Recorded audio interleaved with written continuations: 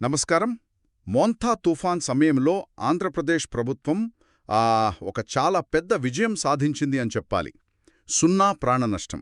అంటే దాదాపు 18 లక్షల మందిని సురక్షితంగా తరలించారు. ఒక్క ప్రాణం కూడా పోలేదు. ఇది నిజంగా అభినందించాల్సిన విషయం. అవునండి, నిజమే. విపత్తు వచ్చినప్పుడు మొదటి ప్రాధాన్యత ప్రాణాలు కాపాడడమే. ఆ విషయంలో మోంథా తుఫాన్ టైంలో ప్రభుత్వం తీసుకున్న చర్యలు సక్సెస్ అయ్యాయనే చెప్పాలి. అయితే మనం ఈరోజు కొంచెం లోతుగా ఆలోచిద్దాం. ప్రాణాలు దక్కాయి సరే, కాని తుఫాను వెళ్ళిపోయాక రాష్ట్రం ఆర్థికంగా ఎంత నష్టపోయింది? మన ఇన్ఫ్రాస్ట్రక్చర్ అంటే రోడ్లు, కరెంట్ లాంటివి ఎంత దెబ్బతిన్నాయి? ముఖ్యంగా భవిష్యత్తులో ఇలాంటివి వస్తే తట్టుకునే శక్తి, రెసిలియన్స్ మనకు ఎంత ఉంది? దీనిపై కాస్త దృష్టి పెడదాం. అవును, సరిగ్గా చెప్పారు.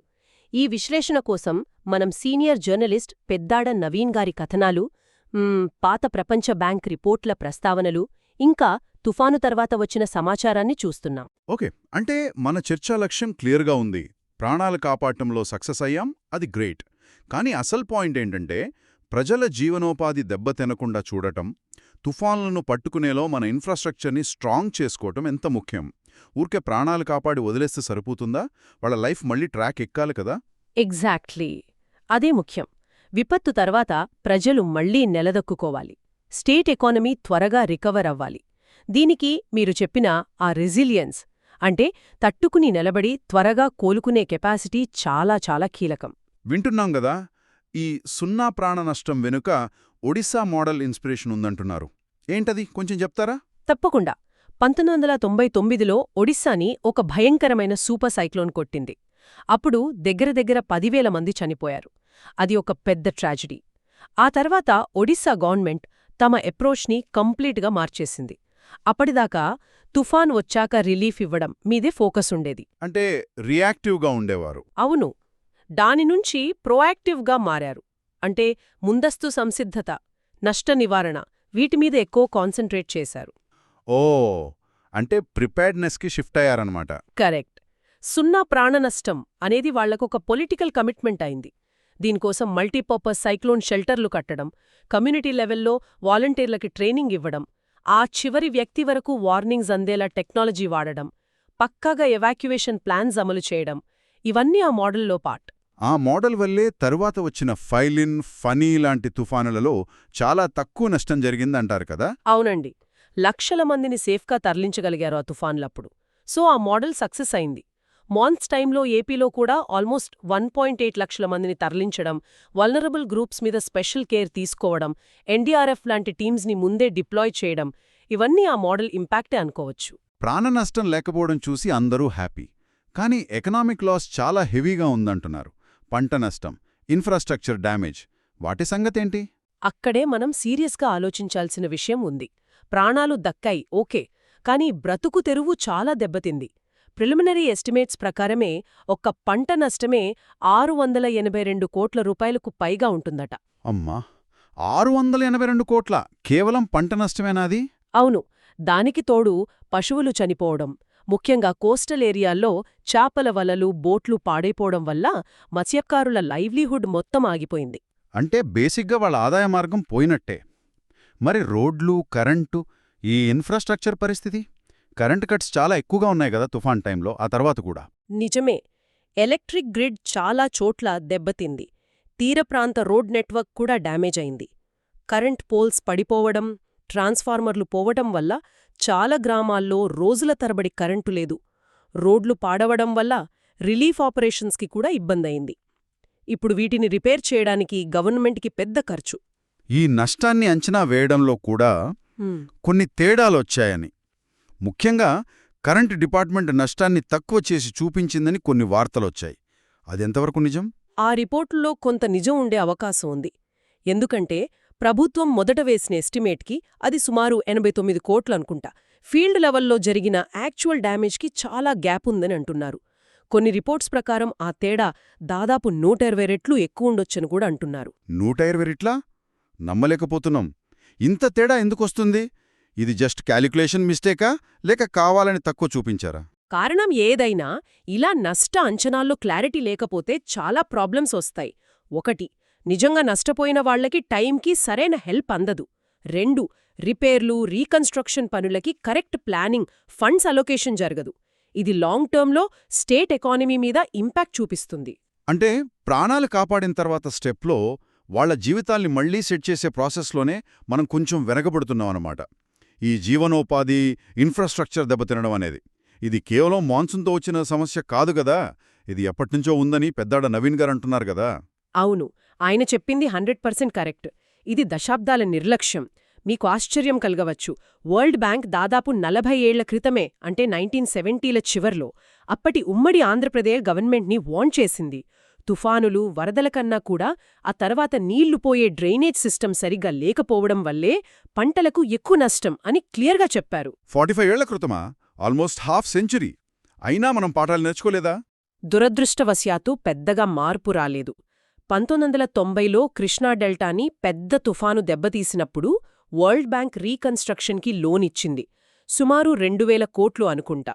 అప్పుడు కూడా ఫ్యూచర్లో ఇలాంటి డ్యామేజ్ జరగకుండా ఉండాలంటే ఇన్ఫ్రాస్ట్రక్చర్ ఎలా ఉండాలి, డ్రైనేజ్ ఎలా ఇంప్రూవ్ చేయాలో స్పెసిఫిక్ రికమెండేషన్స్ ఇచ్చింది. కానీ నవీన్ గారు చెప్పినట్టు వాటిలో చాలా వరకు పేపర్ల మీదే ఉండిపోయాయి. అంటే మనం ప్రతిసారి తుఫాను తర్వాత రిలీఫ్, రీహాబిలిటేషన్ మీదే కాన్సంట్రేట్ చేస్తున్నాం కానీ రూట్ కాజ్ని అడ్రస్ చేయట్లేదా? తుఫాన్లని తట్టుకునేలా ఇన్ఫ్రాస్ట్రక్చర్ని రెడీ చేసుకోవడం, ప్రజల లైవ్లీహుడ్స్ని ప్రొటెక్ట్ చేయడం మీద ఫోకస్ తక్కువైందా? టానికి కావాల్సిన సపోర్ట్, ముఖ్యంగా డ్యామేజ్ అయిన ఇన్ఫ్రాస్ట్రక్చర్ని ఏదో టెంపరరీగా బాగు చేయటం కాదు, ఫ్యూచర్ డిజాస్టర్స్ని విత్స్టాండ్ చేసేలా రెసిలియంట్గా రీబిల్డ్ చేయటం, వీటి మీద గవర్నమెంట్స్ పెట్టాల్సినంత శ్రద్ధ పెట్టడం లేదని నిజం. దీనికి ఫండ్స్ లేకపోవడం ఒక రీజన్ అయితే, పాలకుల ప్రయారిటీస్ మారడం, లాంగ్ టర్మ్ బెనిఫిట్స్ కన్నా ఇమ్మీడియట్ పొలిటికల్ నీడ్స్కి ఇంపార్టెన్స్ ఇవ్వడం ఇంకో రీజన్. ఇది నిజంగా సీరియస్గా ఆలోచించాల్సిన విషయం. ఊరకే ప్రాణాలు కాపాడితే సరిపోదు, వాళ్ల బ్రతుకు తెరువుని, వాళ్ళు ఆధారపడే సిస్టమ్స్ను కూడా కాపాడాలి. అందుకే మనం అంటున్నాం, ప్రాణరక్షణ ఎంత ముఖ్యమో జీవనోపాధికి దెబ్బ తగలకుండా చూడటం, రెసిలియంట్ ఇన్ఫ్రాస్ట్రక్చర్ కట్టుకోవడం కూడా అంతే ముఖ్యం. ఖచ్చితంగా. మాంద్ ఎక్స్పీరియన్స్ మనకు ఇదే నేర్పుతోంది. లైఫ్ సేవింగ్తో పాటు ఎకనామిక్ రెసిలియన్స్ అంటే ఆర్థికంగా తట్టుకుని నిలబడే పవర్ పెంచుకోవడం మీద ఫోకస్ పెట్టాలి. సరే, మరి దీనికి సొల్యూషన్ ఏంటి?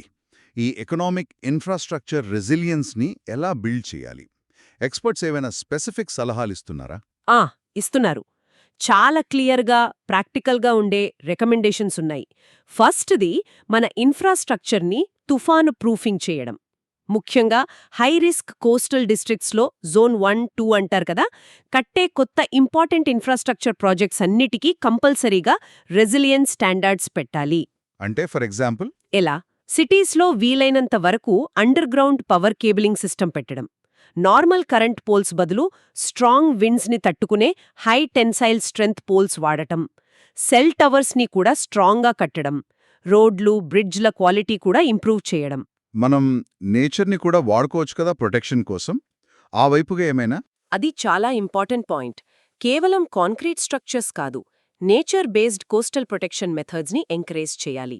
అంటే తీరం వెంబడి మడ అడవులు, మ్యాంగ్రోవ్స్ పెంచడం, ఆల్రెడీ ఉన్న వెట్లాండ్స్ని కాపాడటం, రీస్టోర్ చేయడం. ఇవి న్యాచురల్ బఫర్స్లా పనిచేసి తుఫాను, ఉప్పెన్నెల ఫోర్స్ని బాగా తగ్గిస్తాయి. ఎన్వైరన్మెంట్కి మంచిది, మనకి ప్రొటెక్షన్ కూడా. ఇందాక మనం నష్ట అంచనాలో కన్ఫ్యూజన్ గురించి మాట్లాడుకున్నాం. దాన్ని ఎలా కరెక్ట్ చేయాలి? దీనికొక సిస్టమాటిక్ అప్రోచ్ కావాలి. AP state disaster management authority, APSDMA, అంటే మన స్టేట్లో డిజాస్టర్ మేనేజ్మెంట్ చూసే మెయిన్ ఏజెన్సీ కింద ఒక rapid damage and needs assessment RDNA task ఫోర్స్ని పెట్టాలని ఎక్స్పర్ట్స్ సజెస్ట్ చేస్తున్నారు. ఈ task force drones, satellite imagery లాంటి లేటెస్ట్ టెక్నాలజీ వాడి డిజాస్టర్ జరిగిన 72 గంటల్లోపే వీలైనంత కరెక్ట్గా నమ్మదగిన ఎకనామిక్ లాస్ ఎస్టిమేట్ని గవర్నమెంట్కి ఇవ్వాలి. ఓహ్, ఇది బాగుంది. అలా జరిగితే రిలీఫ్, రీకన్స్ట్రక్షన్ ప్లాన్స్ ఫాస్ట్గా అవుతాయి. మరి రైతుల సంగతేంటి? పంట నష్టపోయాక ఇన్సూరెన్స్ డబ్బులు రావడానికి లేట్ అవుతుంది కదా, దానికేమైనా సొల్యూషన్ ఉందా?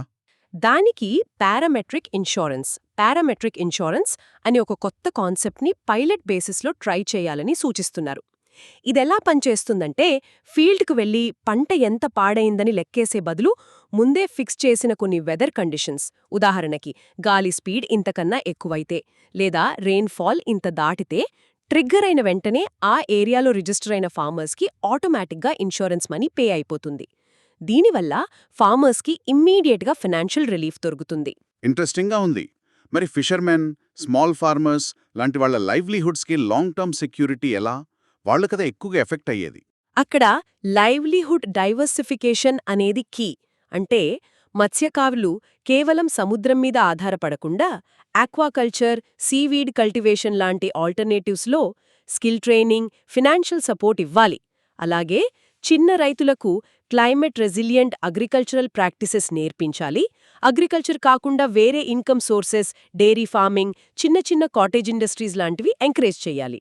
ఎవాక్యుయేషన్ సక్సెస్ అయినా ఆ షెల్టర్ల కండిషన్ కూడా ఇంపార్టెంటే కదా? వాటి మెయింటెనెన్స్ మీద ఏమైనా సజెషన్స్? ఉన్నాయి. అన్ని సైక్లోన్ షెల్టర్స్ని ఎవ్రీ ఇయర్ ఇండిపెండెంట్ ఏజెన్సీలతో ఆడిట్ చేయాలని రికమెండ్ చేస్తున్నారు. అక్కడ minimum facilities, sanitation, safe drinking water, continuous power supply, power backup, first aid kits అన్నీ సరిగ్గా ఉన్నాయో లేదో చెక్ చేసుకోవాలి. జస్ట్ బిల్డింగ్ ఉంటే సరిపోదు, అది యూజబుల్ కండిషన్లో ఉండాలి. కానీ అదే టైంలో జరిగిన హెవీ ఎకనామిక్ లాస్, డ్యామేజ్ అయిన ఇన్ఫ్రాస్ట్రక్చర్, లైవ్లీహుడ్స్కొచ్చిన డిస్టర్బెన్స్ ఇవన్నీ మనల్ని ఒక కీ పాయింట్కి తీసుకెళ్తున్నాయి.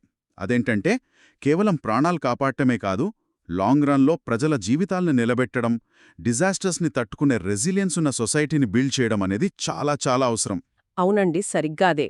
రియల్ సక్సెస్ అంటే డిజాస్టర్ వచ్చినప్పుడు ప్రాణాలు కాపాడుకోవడమే కాదు, ఆ తర్వాత వీలైనంత త్వరగా నార్మల్ లైఫ్కి తిరిగి రాగలగడం. ఫ్యూచర్లో ఇలాంటివి వచ్చినప్పుడు వాటి ఇంపాక్ట్ని తగ్గించుకోగలగడం. దీనికి లాంగ్ టర్మ్ స్ట్రాటజీస్, ఎక్స్పర్ట్ రికమెండేషన్స్ని సిన్సియర్గా ఇంప్లిమెంట్ చేయడం, పాత అనుభవాల నుంచి పాఠాలు నేర్చుకోవడం చాలా ముఖ్యం.